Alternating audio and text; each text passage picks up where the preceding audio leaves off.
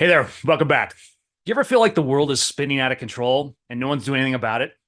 Well, today I'm diving deep into something that may clear up a lot of confusion and why we are seeing so much chaos happening right in front of our eyes and why no one is doing anything about it. I'm going to uncover the underlying reason, exposing the truth behind the chaos in society and in our financial system, what's driving it, and why I do believe this is all intentional. I'm tackling a theory that's been causing debate for years. It's not widely known, but it's driving much of what we're experiencing today. And it really, like I said, ties everything together. And once you grasp this theory, which I don't think is a theory at all, you'll see why things feel and are so chaotic. This is a stacked show, so please buckle up. All right, so I get a ton of emails from people all over, right? And a recurring question is this: John, what is going on? Why are these things happening? So many people are puzzled by government actions or inactions on issues like deficit spending, the growing national debt that's out of control, the wide open border, and the invasion by foreigners every single day. Crime rates through the roof, inflation continuing to go up, our crappy education system, and the countless restrictions imposed on us, and new restrictions being imposed every single day. And the big question everyone is asking is, what the heck is really going on? Because nothing makes sense anymore, right? I mean, do you ever wonder why certain government policies seem designed to push systems to their breaking point? Or why some crises appear more intentional rather than accidental? And if these questions have crossed your mind, you are not alone. This is exactly what I think. So by the end of this episode, I'm hopeful that you'll understand how a little known strategy is designed to overload and undermine government bureaucracy to disrupt and destroy capitalism. That's the goal. It's all right there in plain sight. Before we dive in, don't forget to hit that subscribe button below. Also, love to hear your comments. So leave your comments and let me know where you're finding opportunities. Because in any time, whether there's chaos or not, there are always opportunities. And this is what my channel is about: finding opportunities in the midst of chaos. And please share with others. Quick shout out to my cashflow wealth building system that's gaining a ton of popularity. It's a straightforward strategy used successfully by thousands of investors, showing you how to identify winning stocks quickly and easily, showing you simple indicators, showing you when to buy and when to sell those stocks. And then number three, showing you a straightforward system to turn that into instant income on every trade while you're building wealth.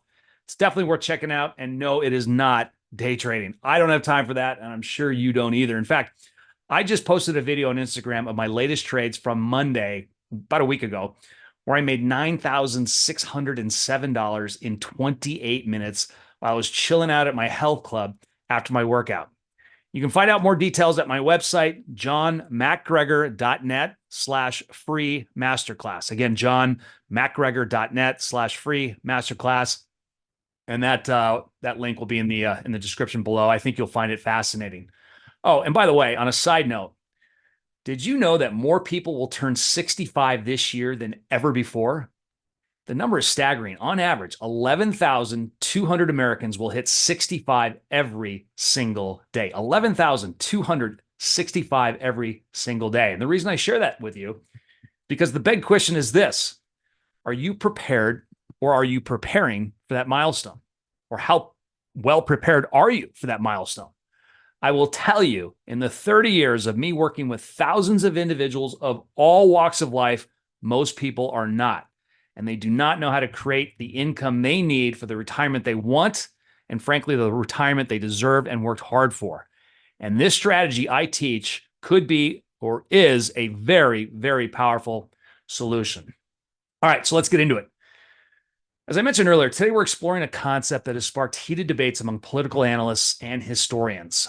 This is called the Cloward-Piven Strategy. The Cloward-Piven Strategy. You got to remember that. And it's crucial to understand this. It's named after sociologists Richard Cloward and Francis Fox Piven. And this strategy was introduced in the 1960s and remains ever so relevant today, especially with the chaos we see around us. The Cloward-Piven strategy aims to destroy capitalism by overloading and undermining government systems. It's designed to destroy capitalism by overloading and undermining government systems. How does it work and why is it so relevant today? So let's break it down. The essence is really simple. Basically, it's to create a crisis by overwhelming the government with demands. And this could involve increasing the number of people on welfare, food stamps, and other services, straining public resources. Sound familiar?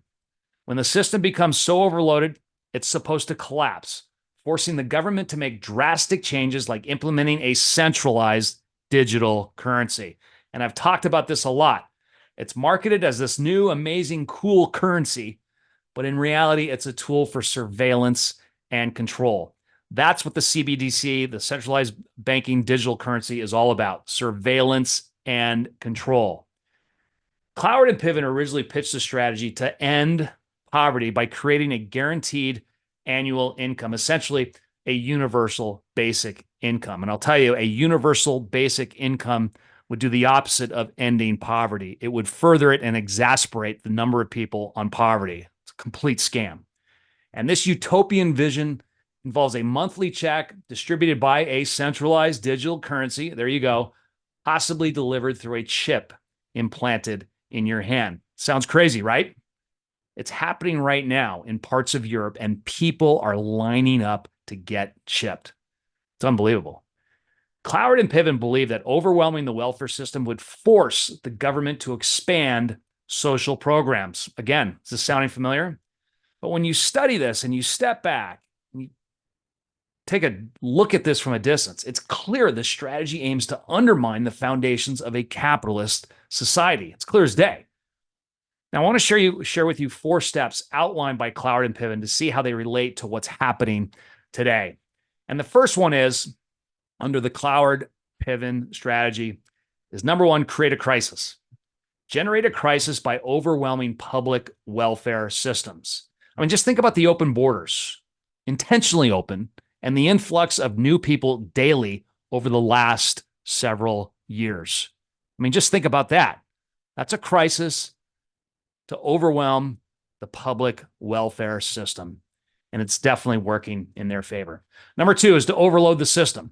Once a crisis is in motion, overload government systems to the point they can't function effectively, leading to the collapse of public services and the financial system. Look, we're adding $1 trillion in new debt every 100 days, and the Fed is still flooding the economy with printed money, knowing full well that this will cause inflation.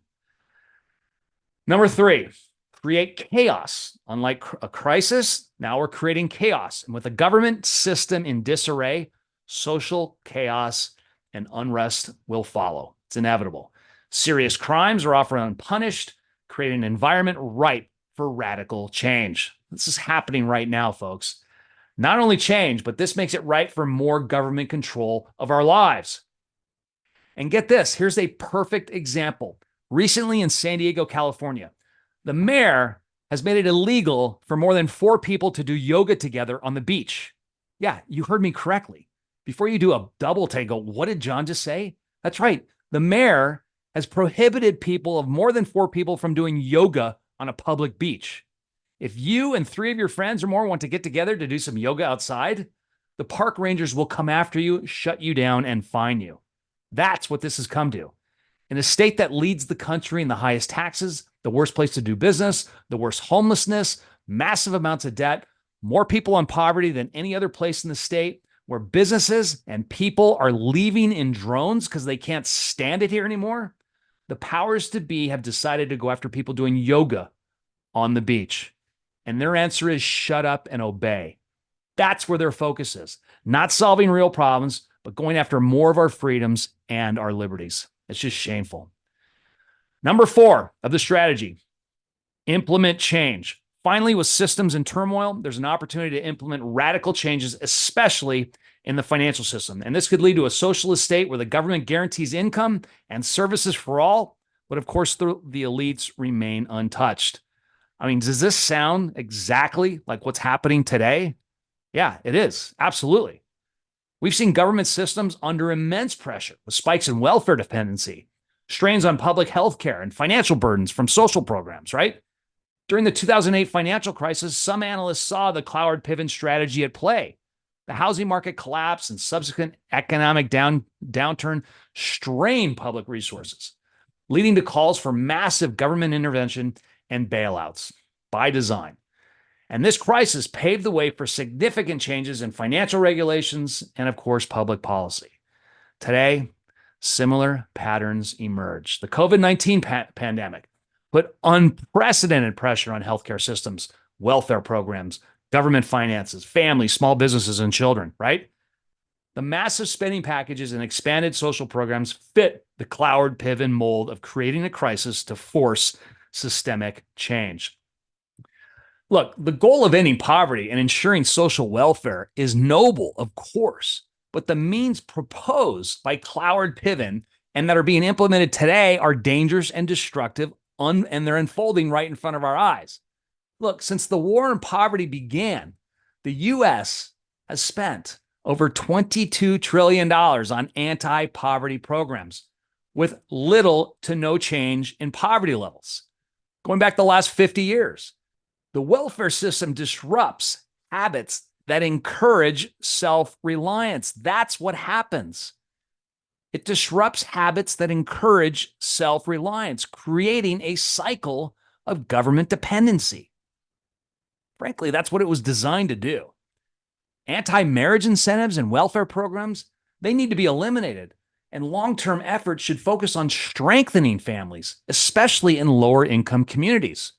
Now, supporters of the Cloward-Piven strategy argue that drastic measures are necessary to achieve social justice in a system where the rich get richer while the poor struggle. And this idea of income redistribution, that's socialism, which has never worked and has left millions financially destitute and dead. So where do we go from here? Well, the key is understanding the Cloward-Piven strategy really gives us a framework to analyze current events and policies. Whether you see it as a blueprint for social justice or a plot to destabilize society as I do, it's crucial to recognize its potential impact.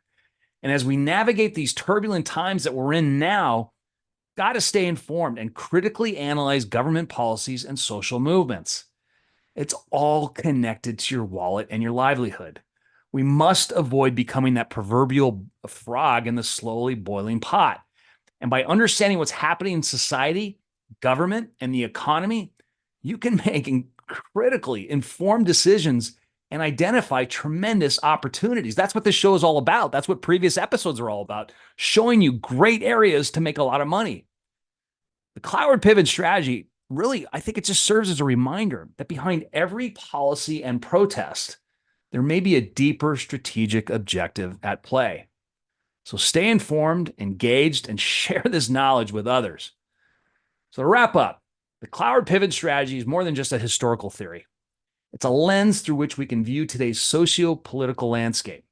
And by staying informed, we can better navigate challenges and contribute to a more stable and just society. In addition, by knowing what's happening at a macro and a micro level, and by understanding the true intentions, that, folks, is where opportunities are found. And in previous episodes, as I mentioned, I share a lot about current opportunities where I think you can be making a lot of money today. Because as I always say, knowledge is power. Again, don't forget to hit subscribe, leave a comment. Love to know where you're finding opportunities, what you think about this, and what you think about the Cloward-Piven strategy. Love to hear also where you're finding opportunities. Don't forget the free masterclass on my cashflow wealth building strategy available at johnmacgregor.net/free masterclass. We'll see you next time. Take care and aloha. Bye-bye.